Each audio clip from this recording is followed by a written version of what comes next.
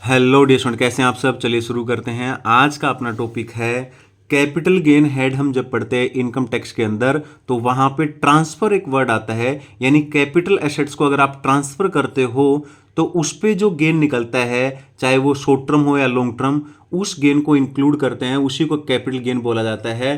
ठीक है, तो वो यहां पर ये ट्रांसफर वर्ड का मतलब क्या है, तो ये समझने वाले हैं आज की क्लास के अंदर। तो ट्रांसफर डिफाइन कर रखा है सेक्शन 2 सब सेक्शन 47 के अंदर।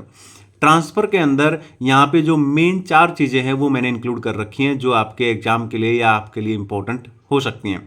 तो इसमें क्या क्या इंक्लूड होता है। सबसे पहले सेल, ठीक है ना। अगर कैपिटल एसेट्स को आप सेल कर रहे हो, एक्सचेंज कर रहे हो या रिक्विजिशमेंट ऑफ द एसेट्स कर रहे हो, ठीक है ना, इसका मतलब होता है आपने खुद अपने राइट छोड़ दिए हैं किसी कैपिटल एसेट्स के ऊपर, ठीक है ना, खुद से छोड़े हैं अपने राइट्स, ठीक है ना, तो उसे बोलते हैं क्या, ट्रांसफर। ठीक है, आगे चलते हैं पॉइंट नंबर 2 के अंदर, एक्सटिंग्विशमेंट ऑफ द राइट। इसका मतलब होता है कि आपने खुद से राइट नहीं छोड़े हैं, ठीक है ना, आपको आपसे राइट ले लिए गए हैं, जैसे कि बाईबैक के केस में होता है, जब शेयर कंपनी बाईबैक करती है उस केस में।